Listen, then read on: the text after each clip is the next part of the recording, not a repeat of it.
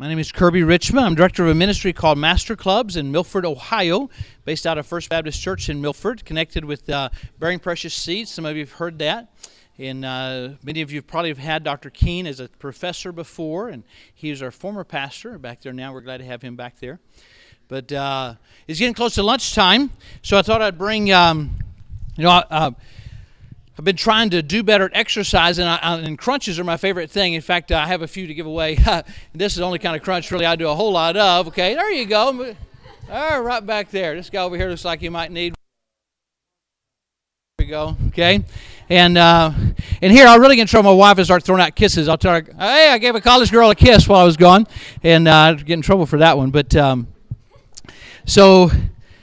well, let's get into this. Why in the world do you come to class? This class on the sheet there says children's ministry. I'm not sure what happened on the top of your notes.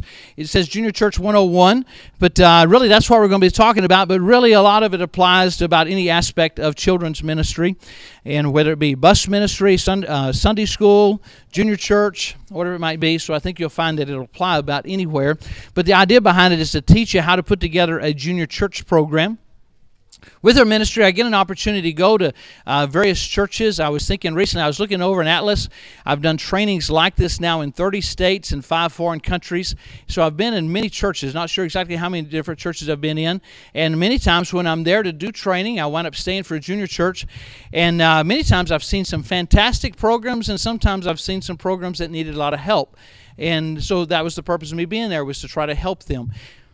So what I want to do today is just give you some notes. You may or may not be in a place right now where you have these kind of responsibilities, but if you're training to serve the Lord here, especially those of you that are college students, you probably will at some point be responsible for a children's ministry. And many times we have pastors that call us and ask us to come do some training, and they'll tell us, I never took a class on children's ministry. I went to school to be a pastor, but now I'm trying to build a children's ministry, and I need some help with it.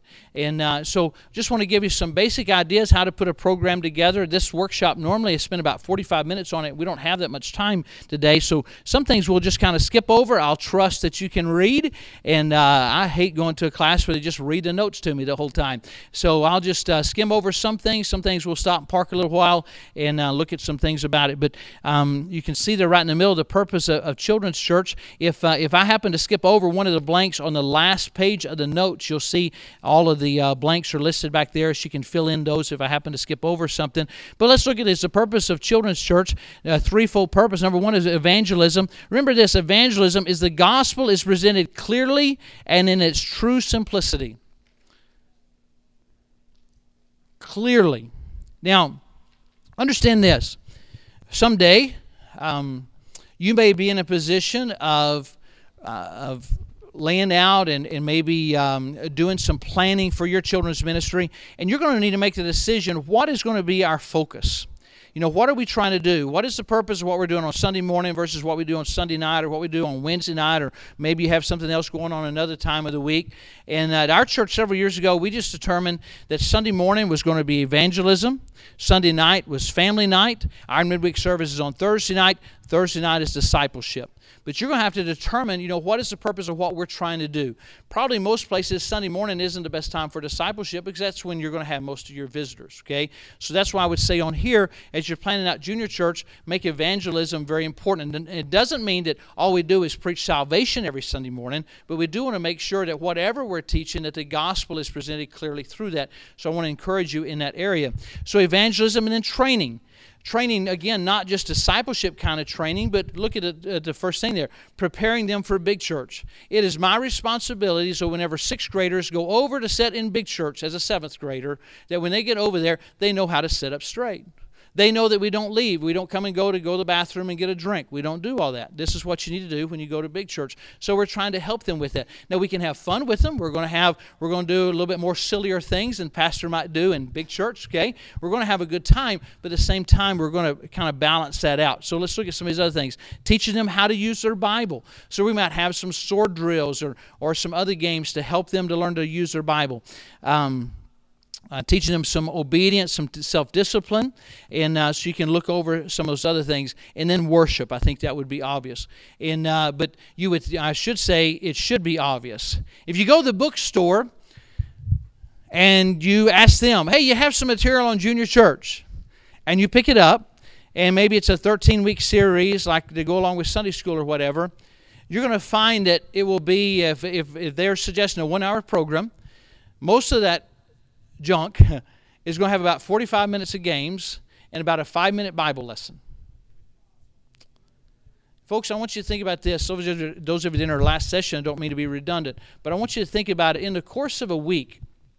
How many things are your kids going to see? How much time are they going to spend in video games? How much time are they going to spend on TV? All those things. And you have an hour with them. Think through that. What can I pack into this hour? Spend some time planning that so that this would be a very impactful hour. If you will really think through that, it won't be a matter of what am I going to do with them for an hour. It's going to be how can I get all this done in an hour? And when you really think through that, then that's going to force you to do something that is always very good, and that is to have a variety of different things that you're doing. Because you don't want to do the same thing every week. You don't want to sing the same songs every week. We'll get into that in just a minute. So look down towards the bottom. To achieve these purposes, a junior church service should be tailored to the unique needs of children. Now, depending on the type of kids that you have in your class, that's going to vary. If you have all bus kids, you might do a service one way. If you have all church kids, you can probably do something a little bit different. If you have a variety, there's going to be something different you're going to do. We have 3 different junior churches each week. We have a 4- and 5-year-old junior church, a 1st and 2nd grade, and a 3rd through 6th grade. Guess what? We do things quite different in 4- and 5-year-olds than we do in 3rd through 6th grade because they have different needs. Their attention spans are different, and so you're going to need to make those type of adjustments for them and their attention spans, their backgrounds, all those things. Number 2. It should be enjoyable. You can even say fun, but don't confuse fun with nonsense and foolishness. I've been to some junior churches, it was just a bunch of foolishness. There was no thought going into the planning of it, and you could just tell there was nothing there.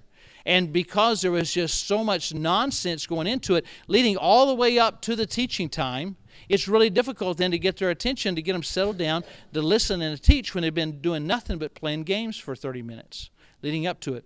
So think through that. Now, what our task is now is to help you to think through that. So next, keys to a successful program. Number 1, well-prepared services. We'll talk more about that. Leadership with energy. If you want your kids to enjoy it, how many of you would want your kids as they leave junior church to say, hey, I want to go back next week? Anybody? Nobody raise your hand? Come on, people. Why are you here? Can I tell you something? Just a brief testimony. I don't want to give you the life and times of Kirby, Richman. But as far as I know, I had never heard the gospel until after I graduated from high school and was going to Angelo State University. And that's where I heard the gospel for the first time. Why? I went to school with kids who went to church every week. I have a big family, both my mom's side and dad's side, over 30 cousins on each side. They all go to church. Literally everybody on both sides of the family went to church every Sunday. So why is it that I never heard the gospel? Can I tell you why? Out of all those cousins, out of all my friends at school that went to church, I never knew a teen or a child that enjoyed going to church. Ever. Now I want to ask you a question. Whatever it is that you're teaching, whether it be junior church, Sunday school, whatever, what do your kids say about your class? Did they just come because mom tells them to come, or did they want to be there every week? So with that kind of a background, when I did get saved, and the Lord did call me to preach, and He did lay on my heart to specialize in children's ministry, guess what my heart has always been? I've always wanted our kids to want to come back every week. I want that to be their favorite place to be. Not just Sunday, but any kind of activity. I want them to want to go back to it. I want, whatever it is, I want them to leave. You know what I love to hear? And every once in a while I hear it. So when the kids are leaving and they're saying, wow, this was the best day of my life. You know, that's always funny. You know, 8 years old, like, you know, I've had a long life anyway. But, you know, this is the greatest day of my whole year. Stuff like that, you know what? That gets you pumped up. And whatever work you put into it, that makes it worthwhile. You're like, yes! You know, that's what you wanted. Now, obviously, you're doing it to please the Lord. But I believe this. I believe that if those kids are saying that was the best day of their year, I believe that pleases the Lord. For Him to know, hey, these kids want to come back to my church. You want to come back to my house each week because of the investment that you made that week getting ready for them. And can I tell you something? What we're going to talk about today, you cannot scramble together on Sunday morning.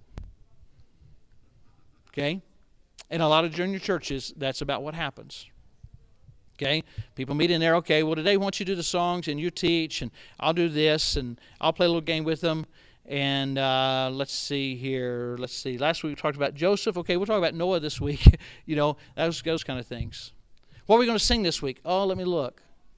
Can I ask you a question? How long would the song director keep his job at church if that's the way he took care of the song service in the main auditorium? I'm sure Brother Fox has probably spent months preparing for this meeting. Wouldn't you think?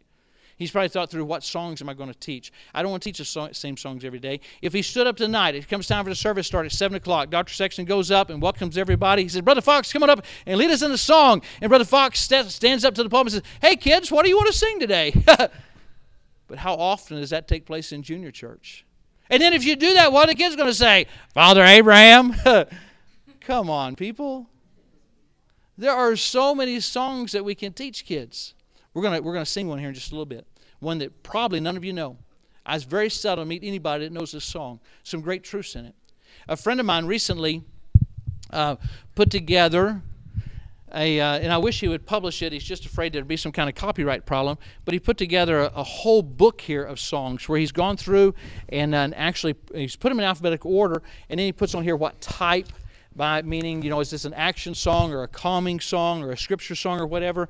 And man, this is great. This is a great resource he put together. But you know what? I love it because it helps me. It's just one resource. All the songs are together. I can flip through it and say, hey, I want to teach them this song. I don't know about what happens at your church, but at our church, our song director, there's always going to be some songs that we're used to.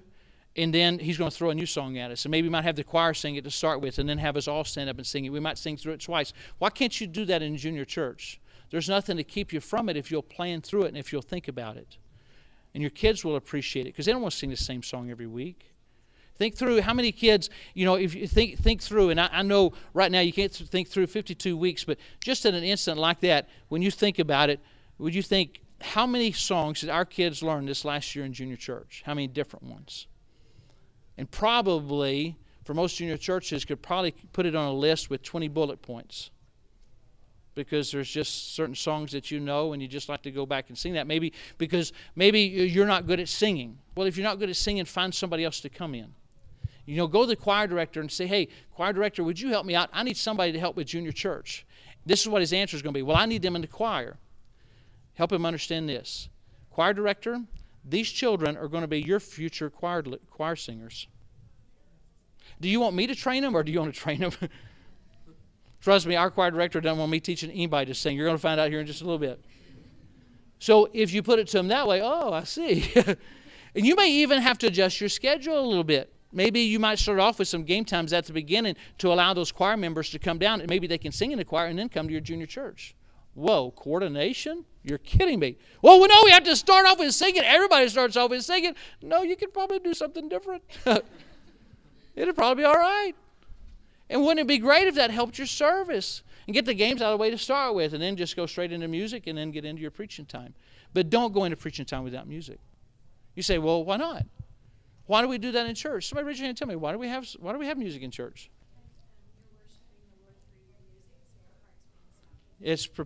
Absolutely, thank you. Okay, so keep that in mind when you're planning out junior church as well. Okay, so with that in mind, we better get cruising along here. We're never going to get finished. Okay, so skip down there. The three. Let's look at visuals. I'm sorry. Visuals should be a part of every junior church service. Now, I brought just some little handouts up here. I didn't know how much space I was going to have to put things out. When we do training, usually I have all kinds of things in here to give you different ideas of what you can use for visuals. But look at here. Memory is 5 times better when seeing rather than just hearing. Why did I give you a set of notes to have today? Because if I hadn't given you any notes, you might have sat in here and you might have, when it was over with, thought, wow, that was good. I'm glad I went to that. But if you have a set of notes with you, I hope you don't just leave them on the trash can on your way out. Because, again, some things we won't even cover today. But if you'll take these with you, then you can go back and look over them. But just the fact, if you're looking at them as I'm talking, statistics prove you're going to remember 5 times more than you would have if you just sat there staring up at me thinking, how much longer till lunch? Okay? So this is why I want to do this. So do something with visuals. We have, in each of our different junior church services, sometimes we have different people that teach, but they know if they don't use visuals, they're in trouble. You must use visuals of some kind, whether it's an object lesson or pictures that you're going to raise up or whatever it might be, but you need some kind of visuals. Whether you're going to use, I love to use PowerPoint. I usually always teach with PowerPoint. And but sometimes people say, well, if I had PowerPoint, we'd have a cool junior church service. We have PowerPoint. We don't have PowerPoint. We can't do that. We can't afford that. Baloney, okay? You wouldn't spend the time to put a PowerPoint message together. If you want to spend time putting your songs together, you wouldn't spend time putting PowerPoint together. And can I tell you something? PowerPoint is just one of many, many, many visual aids. If you use PowerPoint every week, the kids get tired of it. We have a projector in our junior church service, and we don't put everything up there because we want variety. And so we'll have a projector up there. We'll have a whiteboard over here. We'll have a variety of different things in there. Why? Because that helps keep their attention. You will wear them out otherwise. Just like you don't want to look at the same thing every week. They don't want to either. So use a variety of visuals will help you with that. You see here a little acrostic for visuals. Variety, we talked about that. Keep them interesting. Keep them simple. Keep them unusual. Some things you can do with visuals. You can have so much fun with it. I have a little trash can that I actually bought at a Garden Ridge. Maybe some of you know what that is. Kind of like a Hobby Lobby or something, I guess. But I was in there one day and again, just looking for ideas for visuals. And they had a trash can that was in the shape of an alligator. Okay, so it came up about this tall, had a head on the top of it, and you could open it to put your trash in. I thought, wow, we can use that for something cool sometime. And I've had a lot of fun with that. When you're at camp, every morning, rather than just a traditional message, each morning we do an object lesson. And so each morning we named the little alligator Sammy, and every morning Sammy had eaten something overnight. And kids would come up and I'd blindfold them, and they could reach their hand down in Sammy's mouth to figure out what he had swallowed. And so they reach their hand down in there and they dig it around, and and they're like, ooh, this is kind of gross, and they kind of feel of it, and they can't see it. They have to try to figure out what it is just by feeling of it. And it was about this long, and it was about this wide, and it was really slimy. It was a cow's tongue. Ugh. And guess what the message was about that day? Not the cow's tongue, their tongue, okay? And we started off the week like that. And then at a fabric store, I'd gone and got a piece of red flannel, or not red flannel, but just solid red flannel, and cut it out into the shape of a tongue. It's about 6 foot long, so it looked like a 6 foot long tongue that was hanging back by the water fountain. As they came in, they had to move that tongue every day as they came in to remind them that many times the tongue gets in our way. And we had a choice every day whether to use the tongue for good or for bad. You know what? That was a visual to keep them reminded all week long about the tongue. Because I told them, your tongue can ruin somebody's week at camp or make their week at camp a lot better. The next day, I don't remember the exact order, but one day then, again, they come up, blindfold them, reach their hand down in there, and really nasty. And they pulled out these little chunks. They couldn't figure out what it was. It was sheep brains down in there, okay? And the lesson that day was on what? The mind, okay? And so just different things like that to help them. Now, if you can get a kid to puke, you've had a real good object lesson, okay?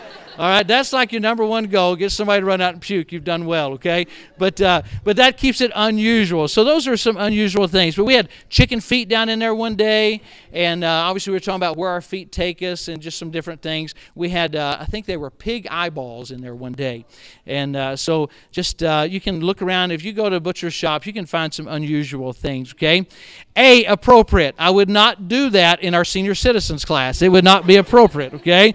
And by the way, I wouldn't do it with 4- and 5-year-olds, but with juniors, you can have a lot of fun, and they love to throw up. So large enough. Make sure your visuals are large enough. I wouldn't stand up in the front of a room with a little bitty picture like this, on a big crowd of kids and expect them to see what's going on in this picture. They'll be so distracted trying to see what it is that they won't listen to what you're saying. So make sure your visuals are big enough. Now, let's back up to that idea of a projector. Again, some of you may not be able to have a projector in your junior church service, but many of you, if you look around a church, if you look in the very back of some of the closets, There will be one of those overhead projectors, and some of you have no clue what I'm talking about, but if you ask your pastor, he'll know, okay? They were like really popular, like back in the 1920s or something, but they still work, okay? And some of you have probably seen them, and maybe they're in a classroom around here, so I'm probably in trouble right now, but where they project something up on a wall, those are very helpful, and I still use those sometimes, okay? Again, it's a variety. And but again, it's in fact our ministry. Actually, I'll show you later some games that our ministry produces on transparency games, because people say, "Well, I wish we could play PowerPoint games." Well, you can play them on these, and I'll show those to you at the end here. But we have 20 minutes, so we better cruise. Okay, 3 rights of every church. Before we get into the details of how you're going to organize this, I don't spend a whole lot of time on this. But number 1, the right objectives. Think through, what are we trying to do? Are we just here to babysit kids while their parents are in big church? I hope not. By the way, can I tell you this? I told the last class this, and I don't mean to be offensive to anybody, but if you can't think through the objectives, I want you to think about this. Look at number 2, the right leaders. You know what I mean by the right leaders? Leaders who want to be there. If you're here today because your pastor has asked you to work in junior church or Sunday school, or you're a college student and you're required to do it to fulfill some kind of Christian service, if that's you and you really don't want to do it, the best advice that I could give you today is do one of 2 things. Either beg God for a burden or quit. You say, well, you don't understand. I have to do this in order to get through Bible college. Why are you in Bible college to train to serve God if you can't love kids in junior church? You say, well, I'm going to be a missionary, and I don't know why I have to do this. I'm going to be a missionary. There's no kids on your mission field?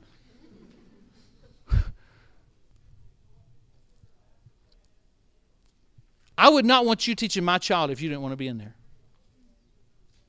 And the other thing about it, what's your name? Bethany.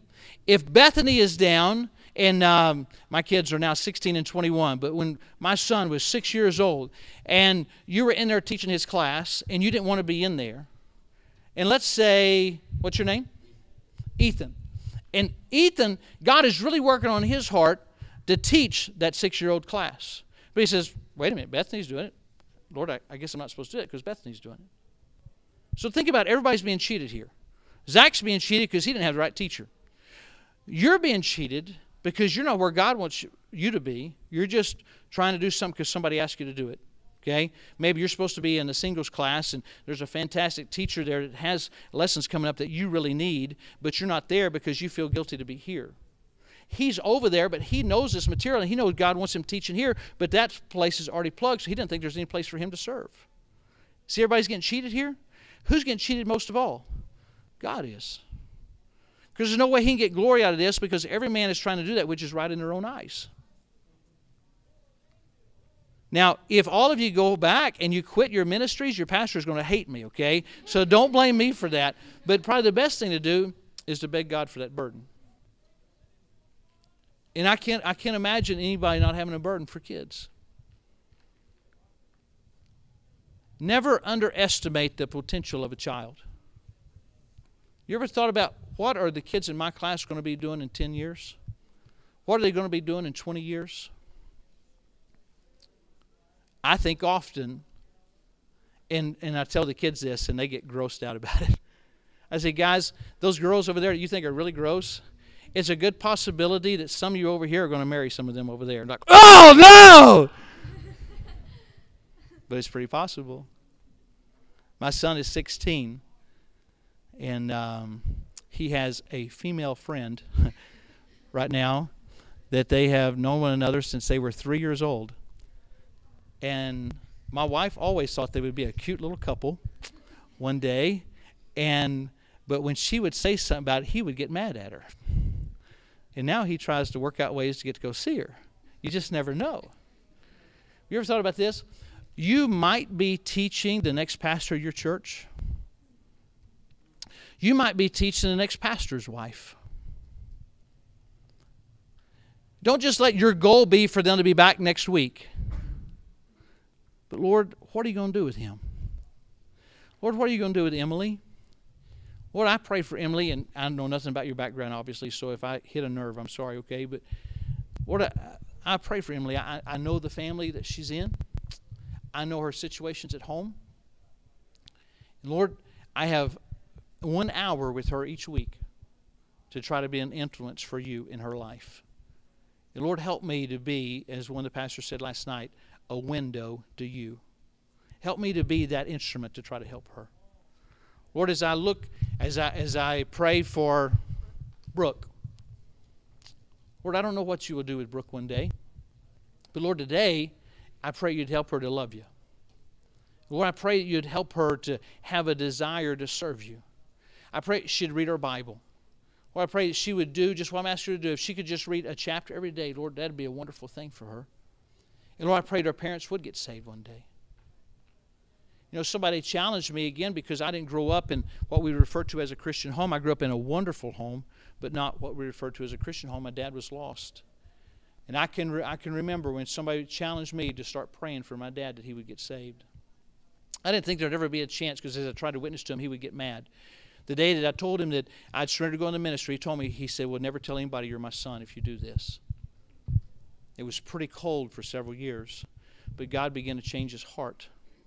And 1 week short of 20 years of praying for him, I got to lead him to the Lord. So don't give up on those parents that you think, ain't no way. They are mean. Keep praying for them. God can take care of that, okay? All right, we better hurry here. We're going to get caught up in some of this, okay? Dealing with discipline.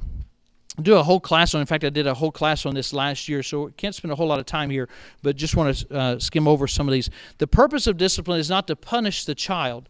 Discipline is to shape a child's behavior and to restore him. It is not something done to them, but something done for them. You say, well, that sounds like something a parent would say, but that's true in ministry as well.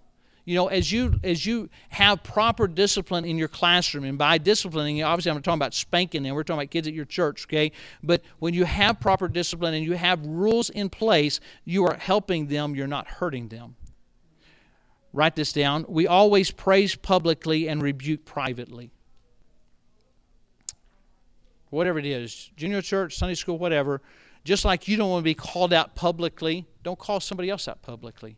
And whenever you praise right, you can correct other things real quick. You know, if I'm walking around here in junior church, and as I'm walking by, I say, thanks, Elizabeth, for setting up straight today, and I toss a piece of candy at her. Guess what everybody else would do? Whoop, they set up straight. Because like, wow, maybe he'll chuck a piece of candy at me. Okay?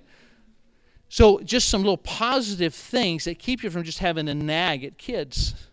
Kids don't need somebody else to fuss at them. They all have plenty of that. They need somebody to encourage them. Okay? Now, with this idea of discipline, this idea of trying to help them, realize that. Enforce the rules, keep them consistent. Okay? We're going to have to cruise. Be proactive and minimize the need for confrontation. Be proactive. What do I mean by that? Realize this. Let me ask you a question. Who is at fault for most classroom problems? You teach 8-year-olds. You walk in late. A fight is going on. Who's at fault? The kids? No, you should have been there. Sunday school starts at 10 o'clock. You walked in again, 10 o'clock, you thought you were the hero for coming in there at 10 o'clock. Okay? If you'll get there early and plan through that, then you'll prevent some of that. So be very careful about that, and you'll prevent a lot of that. Okay? Turn to the next page, page 3. You can read over a lot of this. I want to explain some of them, though. Number 6, seat workers among children. I see this so many times going to a junior church service, a room like this. Kids are sitting all in here, and they have 4 workers. One's in the front, one's in the back, eating leftover donuts from Sunday school. Okay? And what happens then? When this guy up here, what's your name? All right, when Jacob then starts clowning around, then I either have to stop what I'm teaching to take care of him, or they have to drop their donut crumbs on the floor all the way up here to take care of him. And by the time they get up here, everybody's watching him instead of paying attention to what's going on up here at the front. But if instead, out of those 3 workers, if we put 1 over here with the girls and 2 over here for the boys, because the boys are going to need more discipline, we know that, then and station them about, and maybe there's 1 about right there in that seat and another one back here, then they just have to reach over a couple of chairs to get to them. They don't have to walk over everybody. Does that make sense?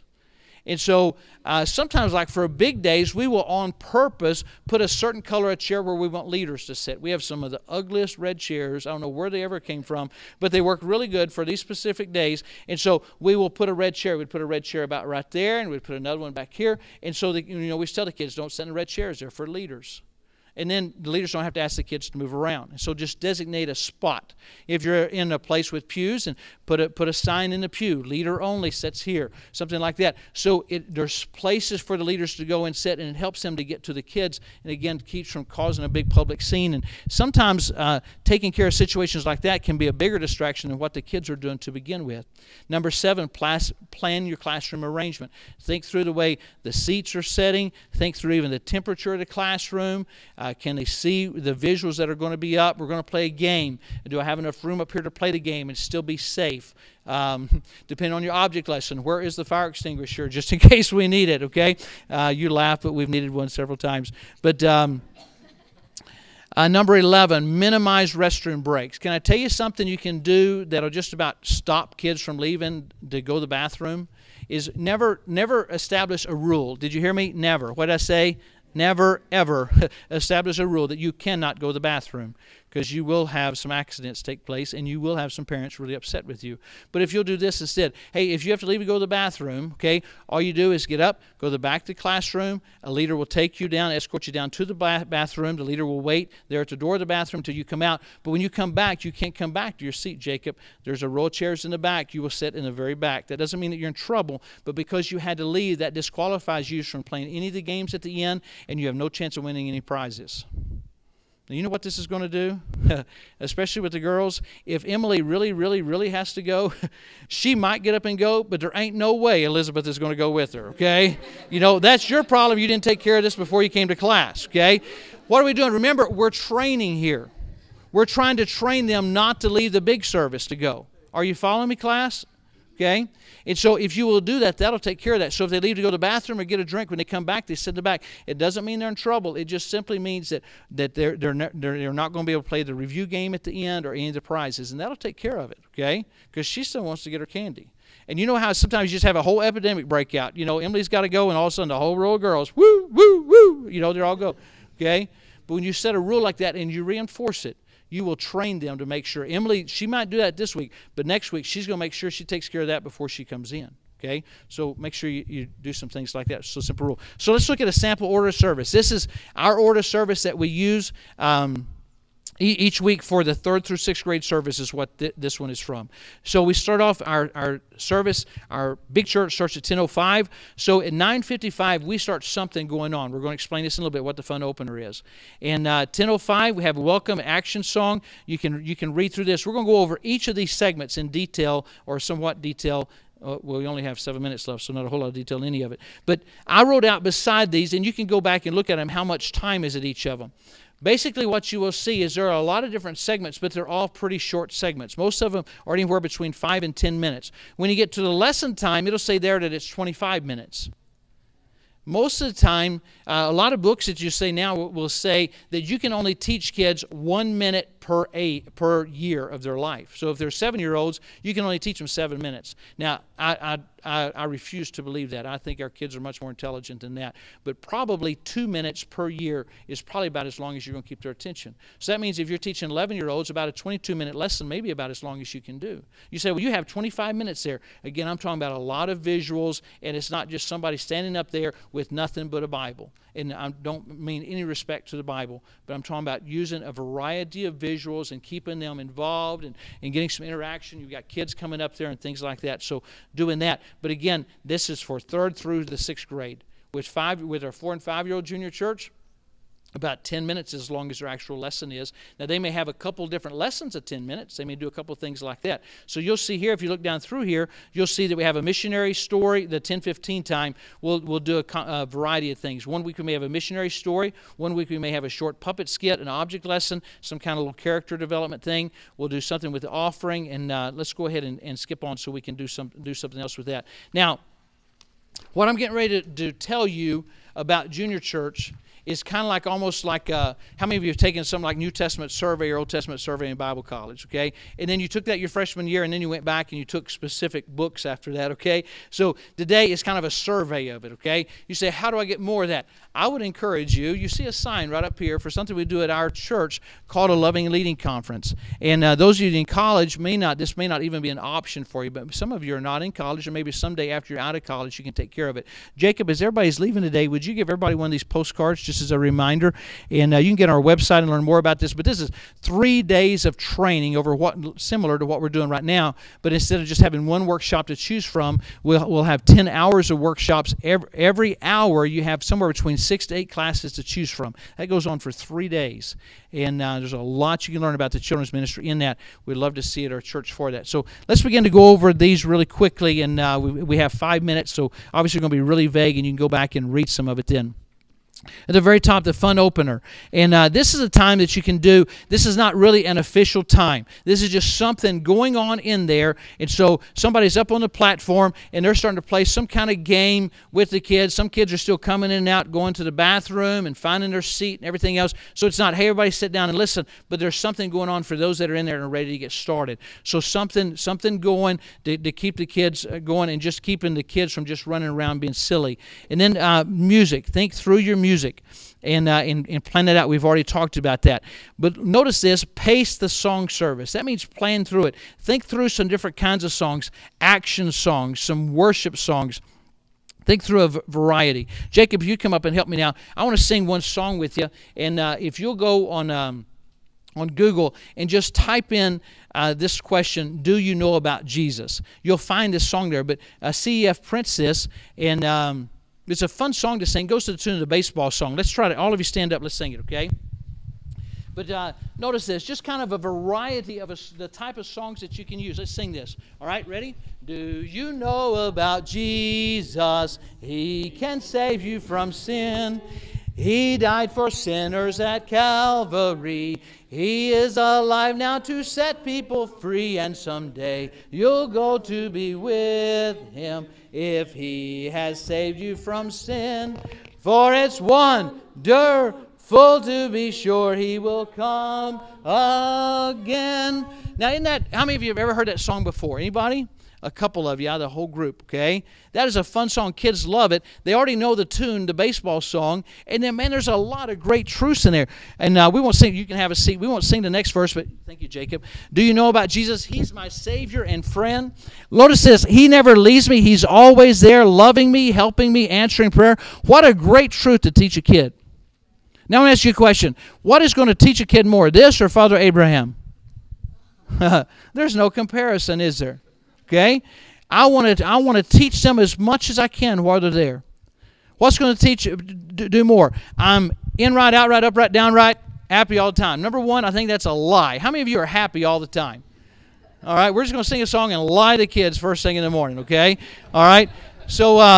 So think through that a little bit, okay? And many times we sing it just because we haven't thought about it. So think through your songs and the action versus more worship songs. Every song should accomplish one of our 3 goals. Remember, evangelism, teaching, or worship. So literally think through, okay, what is this song teaching? If it doesn't match up to one of those, then forget about it and go on and teach them something else. The words to it, okay? Simple words. Define the words that are in there. That will do a lot to help your song service, okay? There's a little drill at the bottom. Put the following 5 songs in order. We don't really have time for that, but think through that. Most of you probably know those songs. Where would they fall? Think about this. Fishers of Men, where you stand up. You know, you say fishers, or anytime a word starts with F, the girls, the females stand up. A word starts with M, the men stand up. You know, the boys stand up. Obviously, kids are up and down like this. We're not going to sing that right before somebody comes up to teach. I will shoot you if you ever do that, okay? So I would sing that song first. Amen, brother. We probably all know that. I would sing that next, okay? Again, you can get a lot of action, and the kids are wound up. But now obedience, you kind of begin to wind them up. You wind them down a little bit here. You know, you might still have one side going back and forth between O, B, E, D, something like that. But you're starting to wind down. And then we sing a song like this: Do you know about Jesus? And then, you know, something like I'm so happy or something like that. I would do that last. Okay, let's go on to page 5. Missionary stories. Again, use some variety there. Videos. There's a ministry called Caleb Project. You can get some great videos from them. You will not have a problem with the Bible version because they don't put Bible verses on there. They are fantastic videos, but they do not have Bible verses on them, so you don't have to worry about that. But here's the thing. A nice change of pace, but always preview. Make sure you look at that closely before you show it to those kids. Okay? Especially with missionary videos, sometimes there will be, as far as the way people dress or don't dress might be an issue, so be very careful about that. Puppets. I wouldn't use puppets every week for any age group, okay? But they can be very, very helpful in some things. But a note there, teach character traits, but avoid presenting the plan of salvation with puppets, okay? We try to never show a puppet necessarily, quote-unquote, getting saved, so be careful about that. I'm out of time, but I'm going to do this. There's just a long line of people out there, so either you can sit here or go stand in line. So, but if you want to dismiss, I will not get mad at you, but if you'll give me about 3 minutes, we can wrap this up. But just officially, I have officially dismissed you, okay? Offering and announcements. Here's something you could do. Consider giving towards specific projects. Some of you may have responsibilities. I understand if you need to go, so don't feel bad about it. But rather than, I know maybe this won't take place at your church, but if we just pass the plates around for an offering time, maybe a couple of kids might drop in a penny or a nickel, and somebody else will take those out of there probably, okay? But when we do this, when we give towards specific projects, kids will bring money. I mean, they will bring money and put in there, okay? And so maybe you set a project. Like one year we had a project. One of our missionaries was wanting he was in Mongolia, and where their church was, where they were meeting, was right across a little creek from a village. And it was like 5 miles away to a bridge. And so he wanted to start he called it a raft ministry. He just wanted to buy a little raft so he could take the kids back and forth in this raft to get across the river. And guess what we did? I said, hey, guys, you think we could save up money to buy a raft? And so I emailed the missionary. He said he could get a raft for about $300. I said, guys, could we get $300? Oh, yeah. I mean, they were coming with dollar bills and $5 bills. And just a couple of weeks, we sent him a check for $300. And within 2 weeks, he emailed me a picture of them coming across this creek in their raft full of kids. Now, was that exciting to those kids? You better believe it was, okay? One time we had one of our teachers had broken his glasses. I knew he was going through a hard time. And so every week I'd get him to get out of the room for a little while, and I'd remind the kids, hey, we're trying to help Mr. So-and-so get a new pair of glasses. And over the course of just a few weeks, we bought him a pair of glasses. And so little projects like that, they enjoy. Talk to your pastor, get his permission, but most of the time your pastors would probably allow that because they know the kids are going to give more, and then they can they'll just enjoy that. Lesson. You can read over the section about a lesson. You can use curriculum. If you're really young, that might be the best thing to do. But I would encourage you to get to the point that you can write your own lessons. And again, notice the bottom there. The overflow of your daily devotions is usually one of the best places to get those. If you were not, some of you, how many were in Dr. Shetler's lesson class yesterday morning, 10 tips in teaching? Man, he gave some good stuff in there. I wish I could teach his whole class right now, but he really gave some great ideas in there. And I think you can, if they talk about where you can get these online later while they're recording this, if I were you, I would definitely do that, okay? To prepare an effective lesson, you must, number one, know the spiritual need of children. And you just write down beside that, pastor your class. Just like that you know your pastor prays and asks the Lord to help him know what to teach you, you need to be doing the same thing as you work with them. Number two, use an outline to plan the lesson. Look for one truth. You might still have 3 or 4 points, but when you want your kids, whenever they go outside, they leave junior church, they get in the car, they're driving home, mom turns around, she says, hey, Bubba, what did you learn about in junior church today? You don't want him to pause and then say, God, the Bible. We had the Bible today, But how great it would be if right away he says, wow, Mama, we learned about honesty today. Woohoo! Man, you've done something now. If they've remembered when they've left what that was about, even if it's just that one word. Well, okay, Bubba, what did you learn about honesty? And then maybe they're going to tell them about a character in the Bible that was honest or that was not honest. Maybe they're going to learn about temptation, whatever it might be. But if they can leave there knowing something, and so if you can plan your whole service about that, it'd be great. Even some of your songs might go back to reinforce some of that. About halfway down is the word application. Remember this, the Bible is about real people from real places with real problems. Help them to understand that. Use things to help them remember that. If I were telling you the story about Humpty Dumpty, where would I point at on the map of where Humpty Dumpty fell off a wall? We don't know, do we? Because it didn't happen. But you know what? There are some weird stories in this book almost as bizarre as Humpty Dumpty. But we know where they took place. So you know what I want to do? I want to show it to them on a map. Say, hey, this happened here.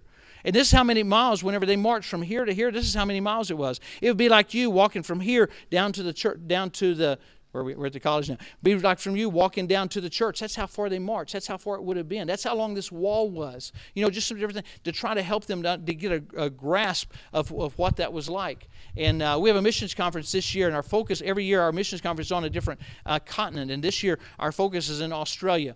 And I know the whole Oceania and Australia, that's all kind of weird, I think. But they claim 8,000 islands.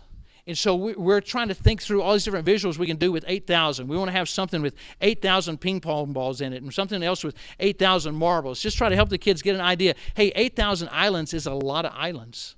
And then think through some of the people groups. So help them to be able to wrap their head around that as to what is involved with that, okay? But notice there, keep it simple. Use words and terms that they understand. We talked about that with music, but this is so very, very important, okay? With your... I'm going to tell you this, and then I'm going to let you go. The rest of this you can read through. There's a whole page on invitation, and that deserves a whole hour on itself.